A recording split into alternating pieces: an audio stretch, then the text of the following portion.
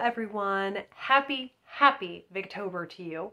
I thought it would be fun to do a video ranking my top 25 Victorian novels. I think maybe I did a top 10 a couple years ago, and I just thought it would be fun to expand to 25, and this was not as hard as I thought it was going to be. So I was looking at my Excel spreadsheet and I have read 157 Victorian books. And so let's get into it, starting at number 25, and that is going to Thomas Hardy. You might be surprised coming from me, but The Return of the Native is one of those books that has left such an impression on me. And one of these days, I want to listen to, there's an Alan Rickman narrated Return of the Native, and I think it would just be the most glorious reading experience to listen to Alan Rickman narrate it. But I love the very otherworldly, atmospheric feel to this, and how you're just incredibly swept away by the story, and you have no idea kind of what is going to end up happening. And I loved the unpredictable nature of the story. And it all kind of kicks off when someone who hasn't been in town for a long time comes, and a whole spiral of events happens because of that, and just told as only Thomas Hardy can tell it. Number 24 is Dynevor Terrace by Charlotte Mary Yonge. I love this story of family, and so many of her stories do involve sibling groups or extended family, and so you're seeing two cousins get to know each other who have grown up apart. One grew up in Peru, the other in England, and you're getting to see them as they're getting reacquainted with each other. They knew each other when they were very young, and then also the interconnectedness they have with another sibling pair. And the adventures that they end up going on with there's travel to Peru, the French Revolution is involved, and it's just such a unique Charlotte Mary Yonge, and I loved how it stood out from the others. Then the next one, number 23, is Grania by Emily Lawless.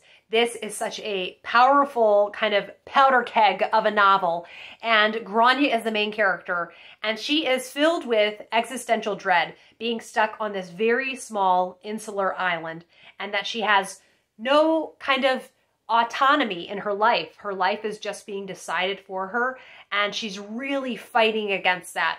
And so you're seeing her struggle, and it's written so powerfully, and it is just this amazing reading experience. You go on such an emotional ride, and I loved how just unbelievably powerful the atmosphere was, and it was just such a forceful reading experience.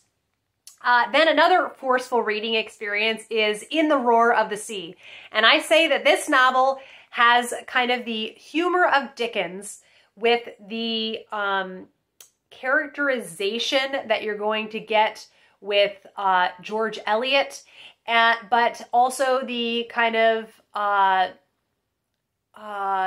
very forceful atmospheric feel to it of Emily Bronte, and combine all of that, and it's this amazing Victorian novel. And you are seeing these two siblings, and they end up losing their father, and now they are kind of at the mercy of this character who is this diabolical villain. And he says he will give them financial stability if, and so he has these conditions, and they have to be willing to meet these conditions, and if they don't, they're just on their own. And it's set in Cornwall, and it is very much, there is a church that has, over the years, it's become a little bit sunken in the sand, and that church is part of the plot, and it's just such a forceful, fast-paced novel, and it was so enjoyable. Then Romola by George Eliot comes in at number 21. This is a book that was so challenging when I read it, but as George Eliot often does, it paid me back tenfold by the time that I had finished reading it. And Romola is the title character, and she deeply, deeply loves her father. And she kind of is his main caregiver. He is an academic. He has this beautiful, beautiful library over the years that he has built up. And he is just constantly learning and challenging himself. And then at the very beginning of the book, a character named Tito ends up coming to town. It's set in Florence in the 16th century, and this sets off a whole number of events, and you have to kind of buckle your seatbelt for all of the craziness that happens. So if you're willing to put in some time and effort, I think Romola is well worth it. Then number 20 is North and South by Elizabeth Gaskell. It might be surprising to some that it's, you know, as far down as number 20, but this is my top 25, so I very much love it. There's just others I love more than it. And I love the beautiful combination of things that North and South is, how it's got social commentary, how it has a beautiful love story to it, how it has some mystery to it as well. And the social commentary about North of England versus South of England, and kind of working class, urban poor versus rural, is so interesting. All of that culture clash coming into it is just really, really fascinating. And I find Margaret Hale to be such an appealing character. All right, number 19 this is a tie between two. So The Woman in White or Man and Wife. And I think Man and Wife is the one that I reread. Unfortunately, I didn't like Man and Wife more when I reread it. And there are other books that I like more when I reread it, such as Anne of Green Gables or Pride and Prejudice. I didn't like it more, and I think it's because it was so exciting the first time to not know what was going to happen. But I have not reread The Woman in White, so it could be I'll have the same experience with The Woman in White, unfortunately. I hope that is not the case, but I do wonder if The Woman in White would live up to my memory of it. Either way, I loved how on the edge of my seat I was as I read these stories. And then number 18 is Aurora Leigh. This is a narrative poem about the title character, Aurora Leigh, and her telling you kind of, she has these big grand plans for her life. And she thinks that having kind of a more mundane life can't be effective or meaningful. And she has to do other things to find meaning and purpose in her life. And so you're going on this journey with her to find meaning and purpose in her life. And it's just so beautifully written. It's one that I would love to just read again and again and again. And hopefully that will happen.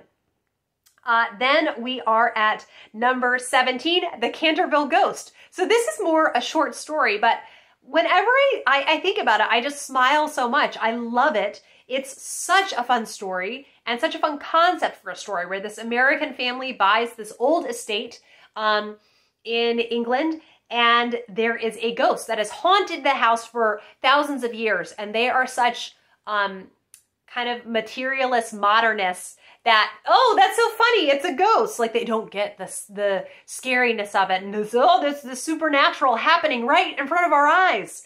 And it's just told in such a funny way. So yes, The Canterville Ghost, I just had to put it on here. And then a kind of unusual pick for 16, and that is Maud, The Diary of a Victorian Lady. I've talked at length about this beautiful, beautiful diary full of watercolor illustrations, and it's also laugh out loud funny.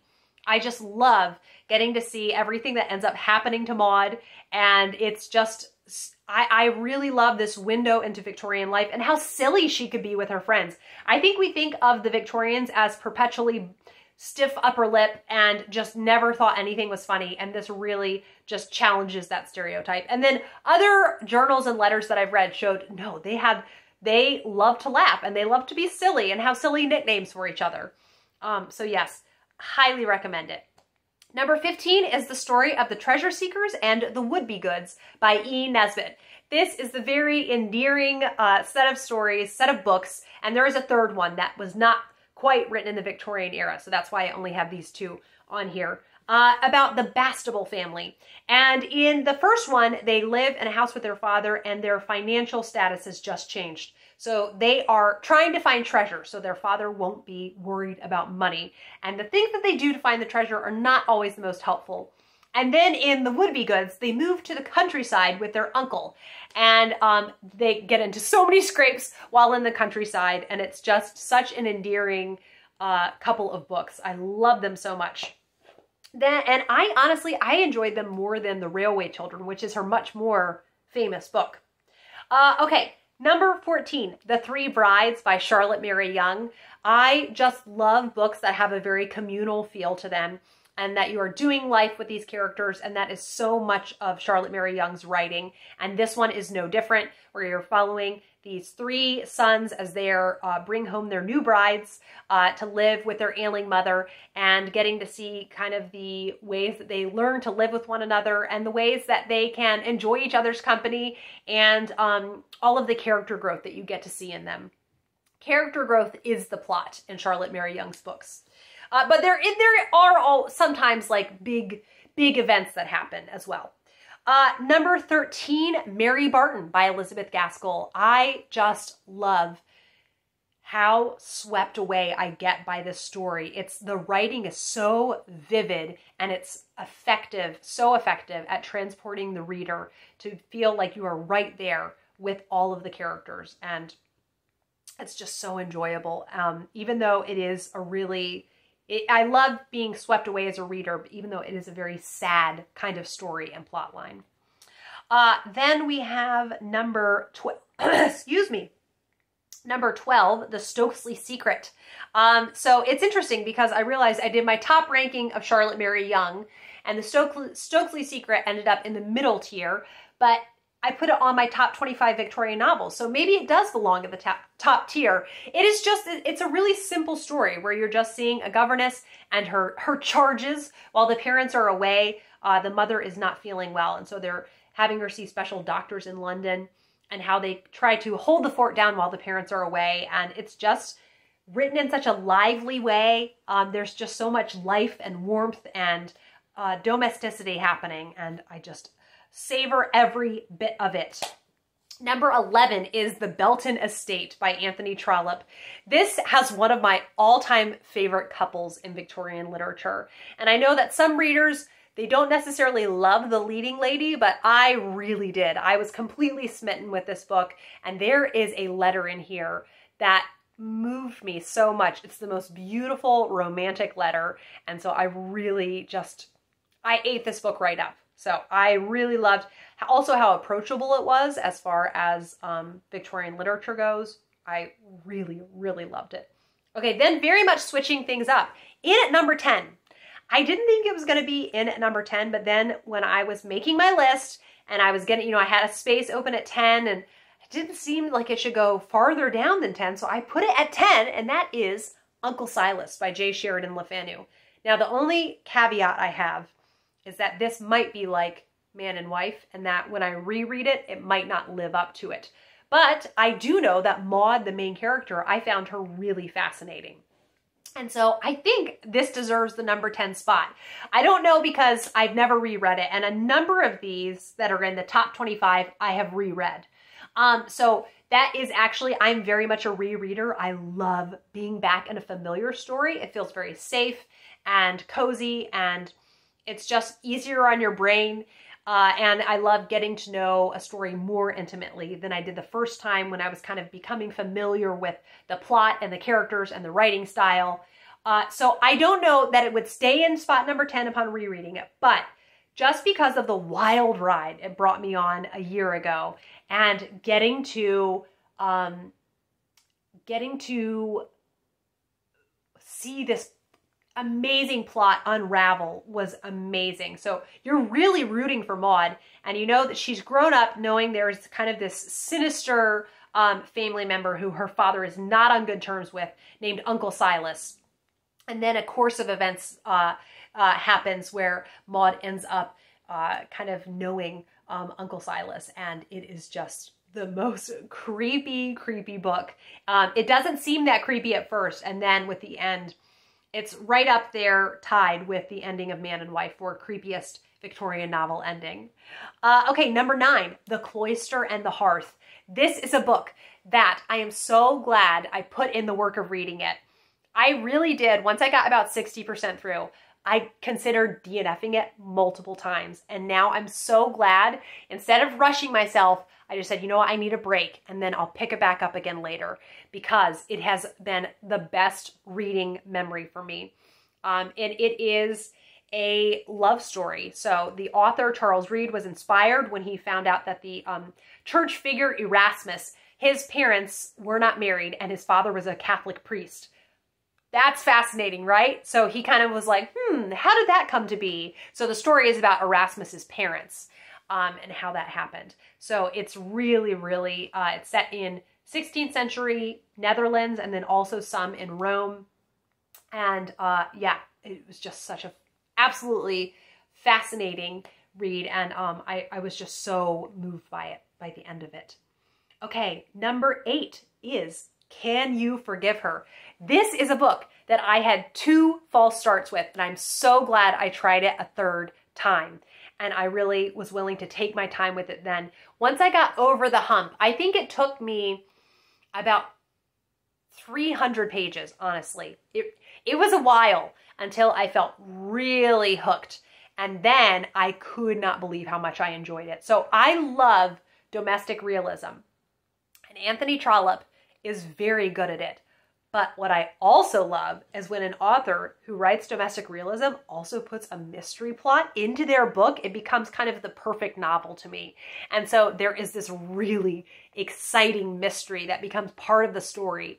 And so to me, it is just a lovely kind of 3-for-1 novel where you have the kind of everyday plot lines happening, and then you have some romance, and then you have a mystery. Oh, it's so exciting to read that sort of a story. So yes, Can You Forgive Her is in my top 10. Then we get to number 7, Wuthering Heights by Emily Bronte. This is a novel that is very uncharacteristic for the kind of book that I love. Terrible people doing terrible things to one another, but I think it's just all in the telling. The atmosphere is palpable, and I am so grateful to Emily Bronte for writing this story.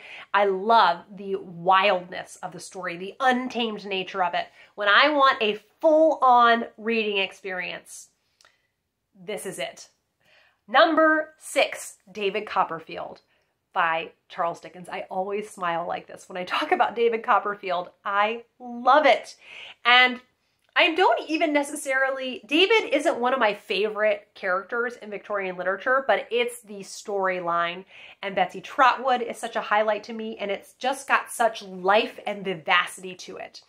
I just love it. I really, really enjoy being in that world and being with those characters.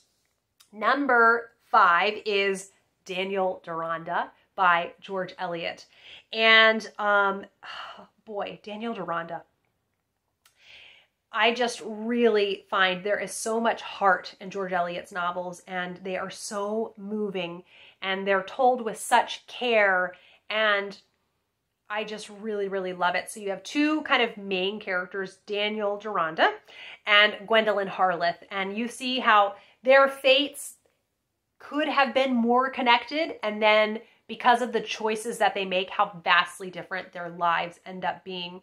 And it's all about kind of finding meaning and purpose in life, as are many of George Eliot's plots, and trying to find fulfillment and hopefully meeting and falling in love with someone along the way. And it's told so beautifully. Okay, number 4, The Heir of Redcliffe by Charlotte Mary Yonge. You're following a family and a kind of tainted family legacy back several generations, and how the characters in the present day view themselves in light of that tainted family legacy. It just has celebration of life in it, where the characters love the things that they love, whether it's painting or reading or studying languages, all sorts of things. And I just love how they really pursue the things that bring them joy. And I love all the warmth and the liveliness in this book. Okay, Then number 3 is Jane Eyre. So even though Charlotte Bronte is not in my like top Victorian authors, I love Jane Eyre so much. I really do think it will stay. When I do, you know, a ranking in future years, I think Jane Eyre will be my 3rd favorite Victorian novel. And it is because of the character of Jane. Some people really struggle with other characters in the book. And they don't bother me because I love the character of Jane so much. And it's so beautifully written. So it will just, there's nothing that can compare to it as far as characters go. And also something I think that will always be intertwined is I love the Juliet Stevenson narrated audiobook. She, to me, is my audiobook narration queen. I love her narrations. All right, number 2 is Middlemarch. And I, you know, often will be like, well, I can't decide between Middlemarch or Daniel Deronda. Lately, I've been feeling more like I like Middlemarch more, but I was planning on at some point in the near future rereading Daniel Deronda. And I think maybe I'll think, no, Daniel Deronda is my favorite after rereading it. I don't know, but I do know that I love Middlemarch. And I think I love it because you get such a varied cast of characters. And also I appreciate a book that does not act like life is not very challenging. Because the longer I am an adult, the more I feel that life is so very challenging sometimes. And it does not shy away from that. And it shows how kind of futile it can be to have a dream that is so big that you don't have any practical steps to get towards it, and then you feel crippled. I